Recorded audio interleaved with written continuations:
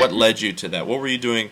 First, what were you doing right before the tank bangers? Before the tank bangers, I was and still am active in this particular area. I'm a diving instructor, Okay. and I've been working in the diving industry for many years now. And that's pretty much what I was doing. I was still in and around what I care and I'm passionate about. I did my instructor course back in 2006. Okay. Before that, I was diving as often as I could after college and university, and get all that out of the way. And I'd live to dive during the weekends and dive pretty much wherever I could. And it wasn't to the being on holiday. I was on holiday with Mum and Dad in Malta, and we went and did a rec. I can't remember the name of which. I think it was the El Faroud, if I remember rightly. We went out there to do that rec and meeting some of the dive guys and instructors on the boat that took us out there. It was like, hang on a minute. So I'm currently at the time I was working in logistics before I made the transition to full-time diving instructor. I was, well, hang on a minute. So let me get it straight. You guys get to live out here in a beautiful country, yeah, and you get to go diving every day of the week, more or less, yeah, and get paid for it, yeah.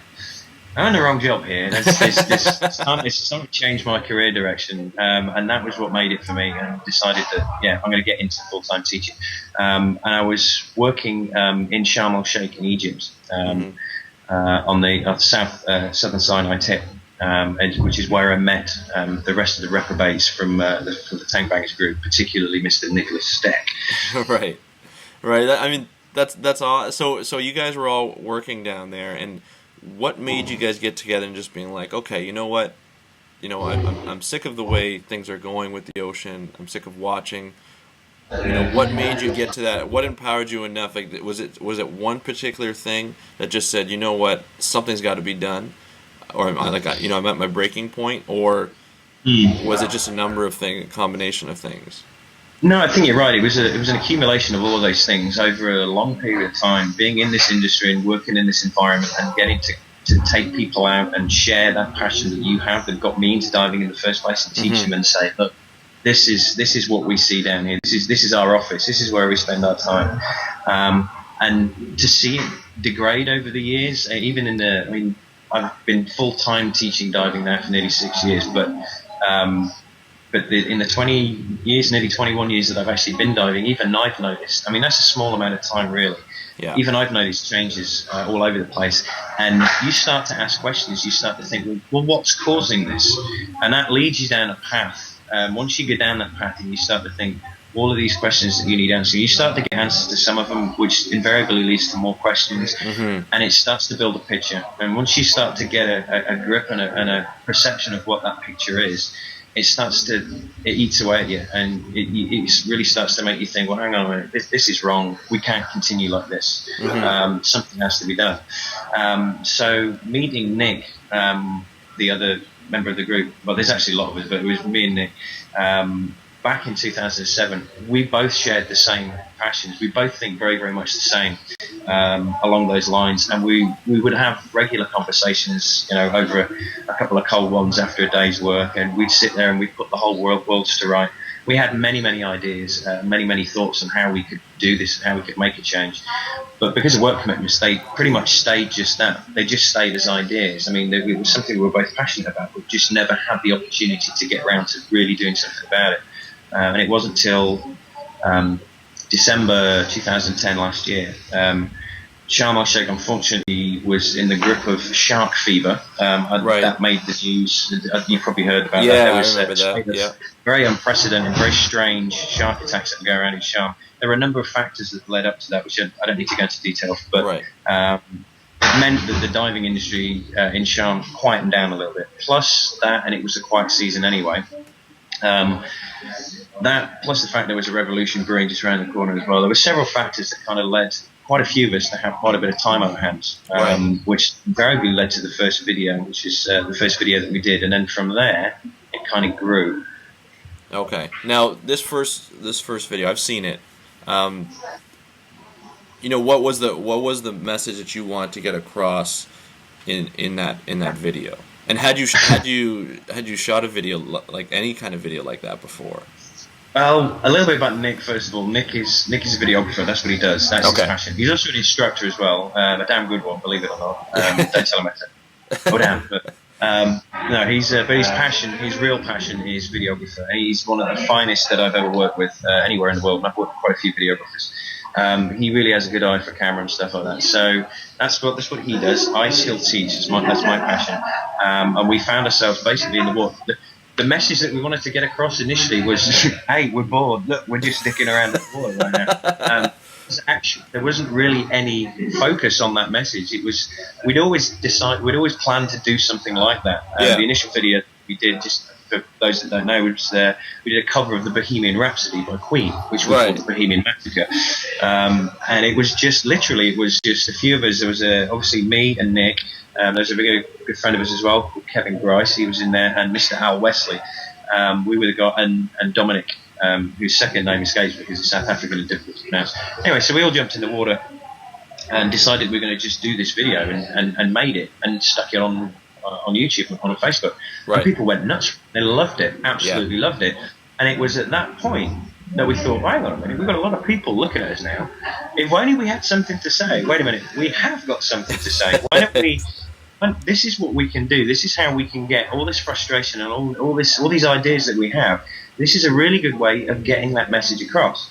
And from there, we did a few days after that. We did the second video that you saw, that one, which was a cover of the Beatles. Yeah. She's got a ticket to dive, not ticket to ride, but she's got a ticket to dive. Right. Which we kind of did as we were trying to. It was a promotional kind of thing at the time. It was because Egypt was suffering badly from not a lot of people wanting to come there through fear of sharks, revolution, and all that. So we decided that we wanted to do something to try and boost the industry in Sharm at the time. So we were jumping in the bay, in Nama Bay, which is where both videos were shot. Beautiful clear water, lots of fish around, beautiful, colourful coral. Yeah, it looks amazing, yeah. And again, and again, just us messing around.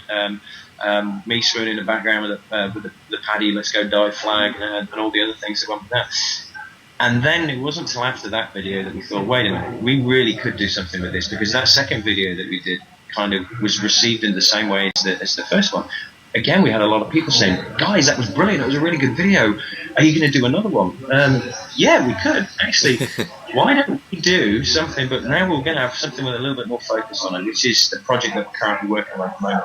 Okay, yeah, because I know I've heard quite a bit. You've sent out teasers on the group, you know, and I mean, it looks fantastic. And you know, what do you think it is about the videos, the first two videos, that really got people going? Was it that, you know, the play on words sort of thing with the music?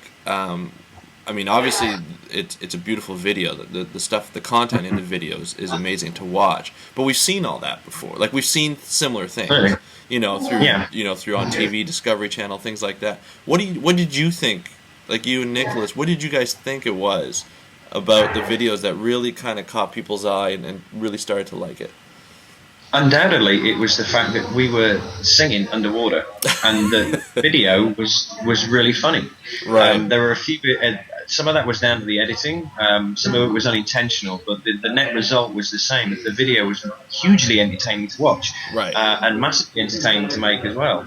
And I think that's what made it different. I mean, there was no that first video that we did. There was no real underlining environmental message from that video.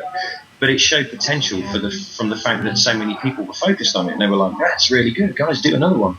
But there wasn't really any message behind it at the time. But the thing that I think made it different was the fact that it was so hugely entertaining and was really funny to watch. Oh yeah, no, definitely. It was. I was actually laughing out loud when I watched it, which, you know, and I'm by myself in my office and I'm watching it.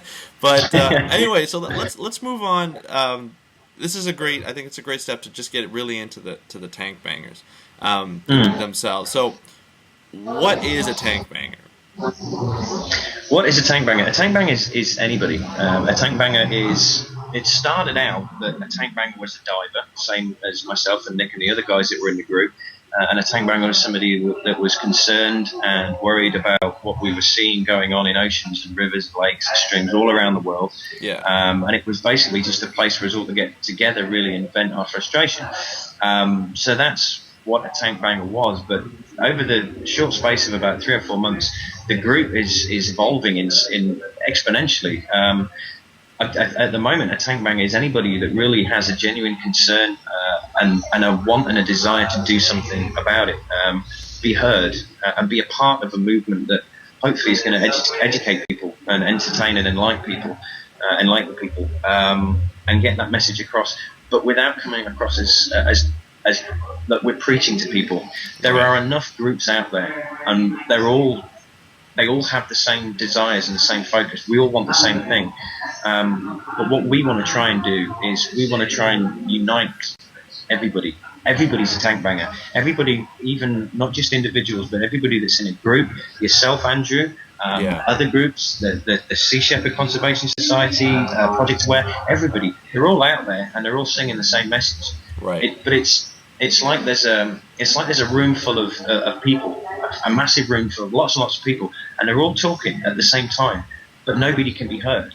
Yeah. What we want to do is make everybody a part of the same message, which I'll go on to in a little bit. If it's the next thing that we're working on, actually, after we finish this project, we've got something else lined up. So basically, in a nutshell, a tank banger is basically anybody that really cares enough about what we see going on, and wants to be a part of something that is going to hopefully try and get that message across in such a way that people don't feel threatened by it and will listen and will hopefully be educated by it.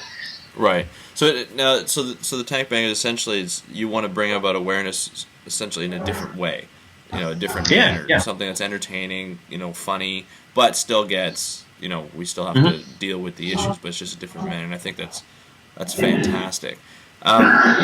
Do you think the way the other groups that you're talking about, do you think the way they're doing it are effective in terms of bringing about awareness, or do you think it's just people have gotten sort of tired and maybe bored of the same manner of, giving out that message? Yeah, I think it's very, very important that each of these groups, everybody that's doing their own thing, everybody has their own specific area of expertise and their own focus within marine conservation, and they're all doing their own part.